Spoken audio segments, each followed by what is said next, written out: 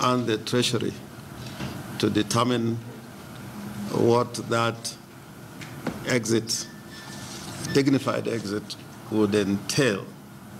But I think there is no doubt whatsoever that that has been accomplished by way of the commissioners electing by themselves to vacate office voluntarily. And to that extent, it was not now necessary to continue to spend time into an inquiry into the allegations that were made, except for receiving those allegations. But I said that point became moot. And therefore, we then proceeded to discuss and agree on how arising out of those vacancies, those offices would be filled. And that was found in thematic area number 2. And we agreed that first, that dignified vacation from the office must be negotiated and agreed upon in accordance with the law, but within 2 weeks of the adoption of this report by Parliament, meaning both the National Assembly and the Senate. And further, that the current commissioners would then be required to leave office when the new commissioners are sworn in. And that should not be later than the 30th September 2016. And we further agreed that in accordance with the Constitution, the question relating to staff is a constitutional issue, and the Constitution sets out how members of staff in ways, by way of recruitment and discipline should be dealt with. And therefore, we said that that should be undertaken in accordance with the Constitution at the appropriate time when the new commission is in place.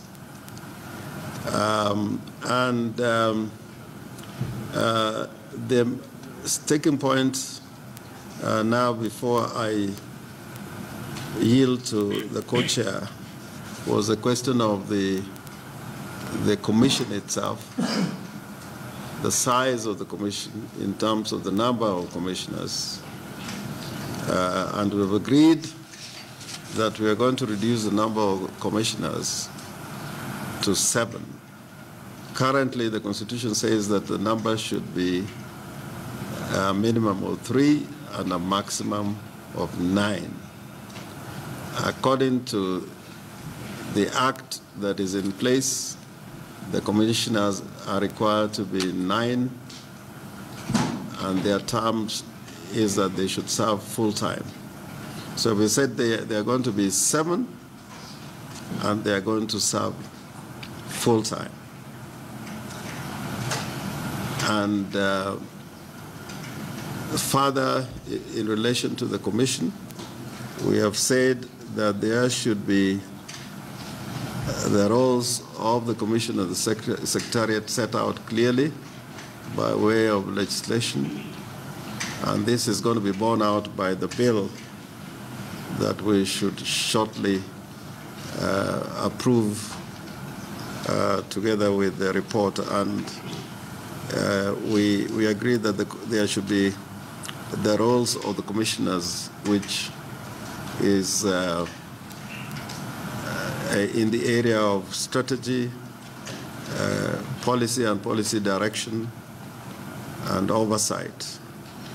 And the Secretariat should be left to deal with the day-to-day administrative functions in accordance with the Constitution, as indeed relates to all Chapter 15 commissions under the Constitution. And therefore, I will now yield to the co-chair to address you on the balance of the other issues that we've dealt with. Thank you. Co-chair. I want to thank you, co-chair. I think you better come here. Yeah, no, yeah, sorry. Okay. Please.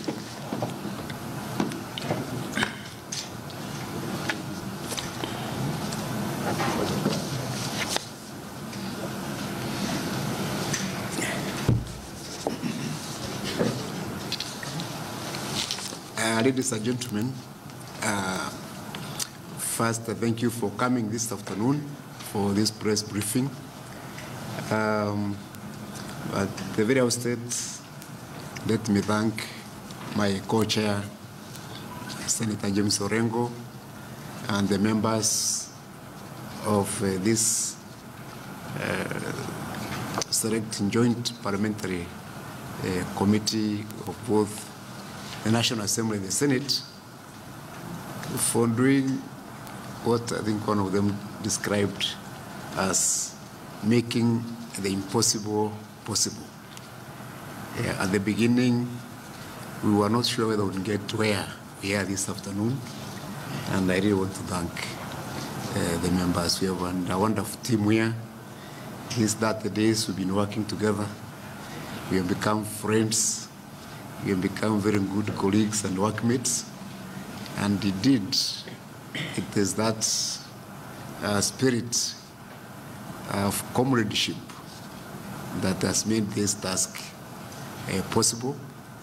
And that is why we're able to announce this afternoon that indeed we have a deal on the IEBC and related processes that will ensure that the 2017 general elections are indeed free, fair, and transparent.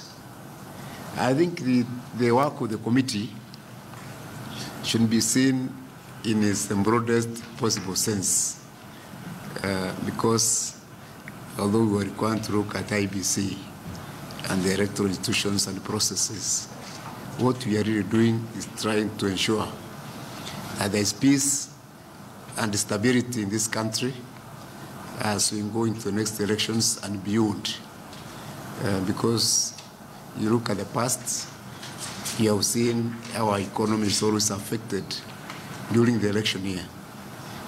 We usually do very well, but in the election year, because of uncertainties, because people do not know whether the country will be peaceful or not after the elections, we always have an economic downturn.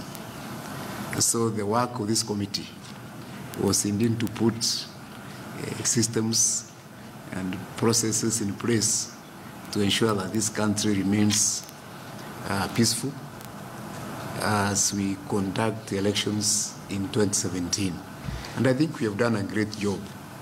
We have agreed on all the 10 points that we had marked as the contentious issues between the parties in this case.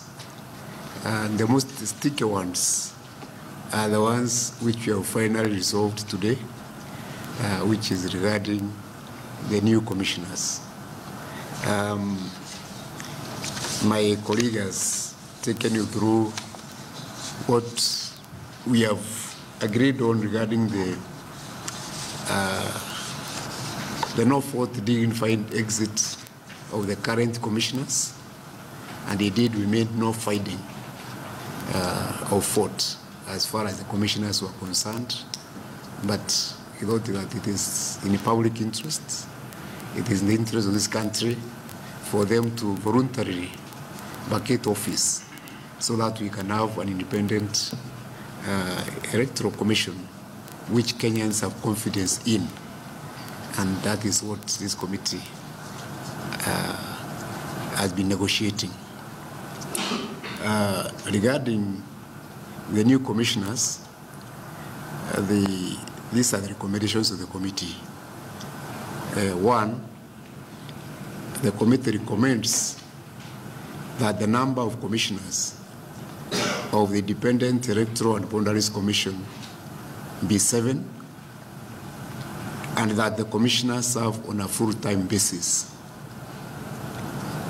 2, that the appointment of the commissioners, that for the appointment of commissioners, a selection panel be established and appointed by the president, consisting of the following: A, 4 persons, being 2 men and 2 women, nominated by the Parliamentary Service Commission.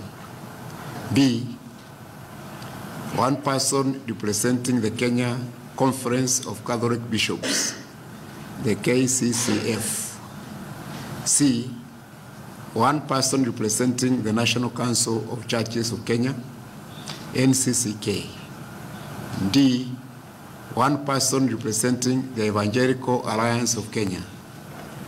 And E, 1 person representing A, the Supreme Council of Muslims, SUPKEM, the National Muslim Leaders Forum, NAMREF, and the Kenya Council of Imams, and the Ulama, jointly appointing 1 person, and 1 person representing the Hindu Council of Kenya.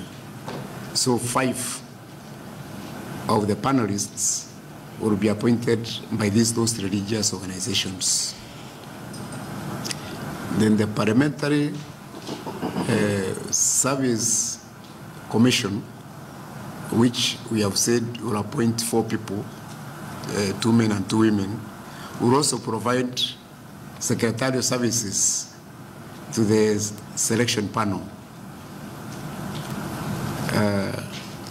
That the committee also recommends that the roles of the commission vis-a-vis the secretariat be clearly spelled out, and that the commissioners be responsible for strategy, policy direction, and oversight, while the secretariat implements the policies designed by the commissioners and performs day-to-day administrative functions of the commission. This is merely a statement of what is in the law. That in the light of the fast approaching date of the next general elections, the processes of appointment of the new commissioners be undertaken with expedition. Indeed, the committee has pointed out that the new commissioners need to be in office latest by 30th of September this year. So this process of recruitment of new commissioners must be done with extreme urgency, and the new commissioner should be in place not later than 30th of September 2016. And that for the future, the processes of recruitment of commissioners may commence at least 6 months before the expiry of their term of office, and that currently the Elections Act does not provide for vacation of office by a commissioner, either through resignation or even by death. So the committee has recommended that this Election Act be amended so that the commissioners may vacate office other than by way of removal from office, in line with what prevails in similar legislation. We have made very many other legal, policy, and institutional reforms recommendations, which are in a huge report which we are continuing to clean up, and I think it will be ready by tomorrow. So for now, these are the highlights that we like to share with the media. Those other recommendations do relate to the voter register, the use of ICT, and amendments to other laws like the Election Offences Act and the other amendments to the Elections Act, the nomination of candidates, etc.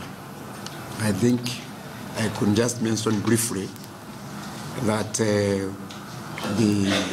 committee has agreed that instead of us having a new register, the current register is going to be cleaned up through a forensic audit by an independent body appointed by the Electoral Commission. Two, that the committee has recommended use of ICT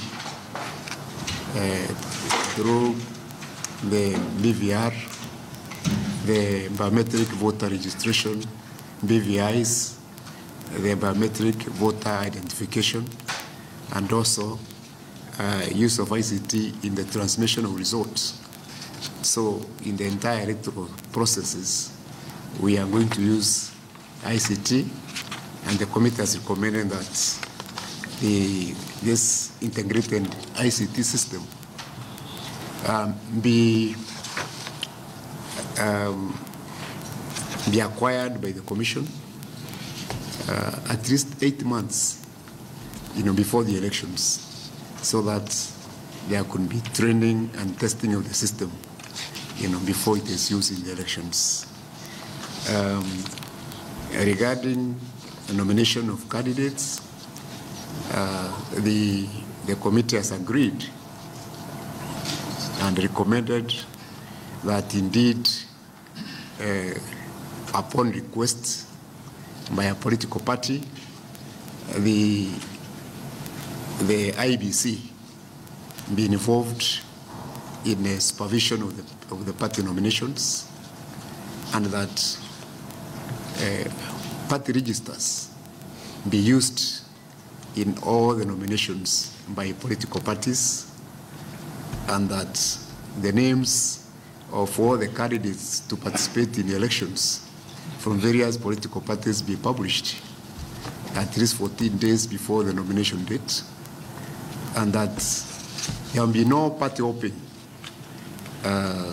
once your name has been published in the Kenyan Gazette as a candidate for a certain party or as an independent candidate. You cannot change your status. You cannot,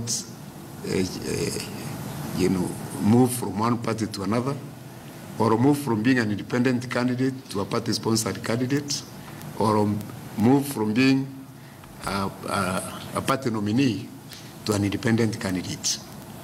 So the laws would be changed to ensure that there is absolutely no party hopping in the 2017 general elections. So those are some of the recommendations that we have made. I think we'll be able to avail a copy of the report to you once it is presented to the relevant authorities. And signed. Yes, as you know, the report is going to be signed not only by us, but also by the leadership of the House, the leader of majority and minority in the National Assembly, the leader of the majority and minority in the Senate, and it's also going to be presented to the party leader of Jubilee, President Uhuru Kenyatta, so that he can signify, his consent to it, and will also be presented to the coalition principles, the Right Honorable Raila Odinga, Honorable Kalonzo Musyoka, and Honorable Moses Wetangula will also get a copy of the report so that they can indicate their concurrence with the report as we table it before the National Assembly and the Senate. So I thank you so much.